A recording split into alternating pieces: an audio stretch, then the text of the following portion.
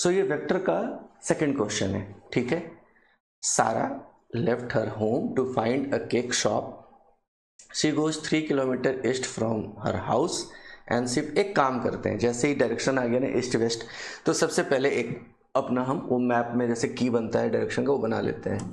तो always remember किसी भी मैप के ऊपर वाले पार्ट को हम नॉर्थ लिखते हैं, so the downward is south, this direction is east and this must be is west. ये 90 डिग्री है ना, परपेंडिकुलर टू ईच अदर, यही है जनरल डायरेक्शन। अभी सारा जो है वो 3 किलोमीटर ईस्ट जाती है, then she finds a shop at another 3 kilometre in a street left at 60, ये डिग्री है, ये डिग्री है 60 डिग्री एंगल, यानी वो 3 किलोमीटर इधर जाती है ईस्ट की तरफ, कितना चेक कर लो, कोई दिक्कत नहीं, सही है 3 kilometre east, and then left turn लेती है। लेकिन लेफ्ट टर्न अब दो तरीके से ले सकती है, लेफ्ट टर्न ऐसे भी जा सकती है 3 किलोमीटर, क्लियर। एक सवाल ये हो सकता है, सो लेट्स से ये क्वेश्चन नंबर ए है, एक ही सवाल में। एंड क्वेश्चन नंबर बी में क्या है कि वो जा तो रही है 3 किलोमीटर ईस्ट, किलोमीटर,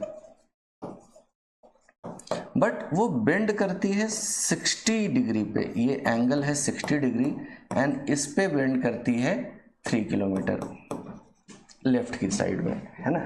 लेफ्ट लेगी 60 डिग्री, राइट लेती तो इधर चली जाती, है ना, राइट लेती तो इधर कहीं जाती, इधर जा नहीं रही।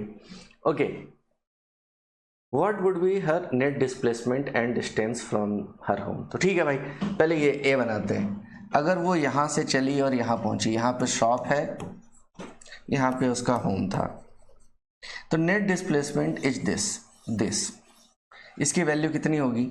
एक तो कॉमन सेंस है भाई, देखो राइट एंगल ट्रायंगल है, बेस 3 किलोमीटर, हाइट 3 किलोमीटर, है ना, 3 and 3, तो ये आंसर हो जाएगा 3√2, अगर जिसको समझ में आ रहा है। डायगोनल की वैल्यू, है ना, नहीं आ रहा है तो कर लो 3 का स्क्वायर प्लस 3 का स्क्वायर का अंडर रूट, कितना हो जाएगा 2 इंटू 3 का स्क्वायर का अंडर रूट, 23 नहीं है ये 2 इंटू है, तो क्या हो जाएगा 3 तो बाहर आ जाएगा और 2 पे √2 बच जाएगा। This is the right answer इसका, ए का। बट बी का, बी में क्या करेंगे, अभी हमने फॉर्मूला क्या बताया था, R square is equal to A square plus B square plus 2ab cos theta. So R square, R मतलब रिजल्टेंट, है ना, नेट डिस्टेंस, रिजल्टेंट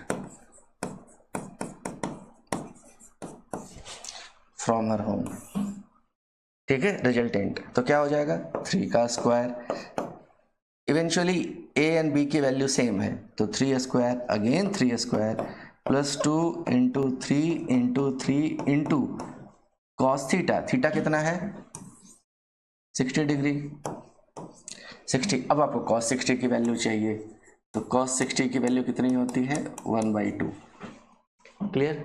लगे हाथ जो थोड़े से और ज़्यादा जानना चाहते हैं उनके लिए बता देता हूँ, कॉस 120 की वैल्यू होती है -1/2। ऐसे ना आपको धीरे धीरे याद हो जाएगा, जैसे कॉस 0 मैंने बोला 1, कॉस 180 बोला मैंने -1, क्लियर। तो कॉस 60 1/2, कॉस 120 इज -1/2, ठीक है। ओके, तो क्या हो जाएगा 3 स्क्वायर कितना हो गया 9, 9 प्लस 9 कितना हो गया 18, और यहाँ कितना हो गया cos 60 इज 1/2 बेसिकली, है ना, तो 1/2 और 2 कैंसिल हो गया, तो कितना हो गया 3 स्क्वायर और हो गया, तो 3 टाइम्स 3 स्क्वायर हो गया। So R is equal to, ये आर स्क्वायर था remember, R is equal to under root of this, यानी कि 3√3 किलोमीटर।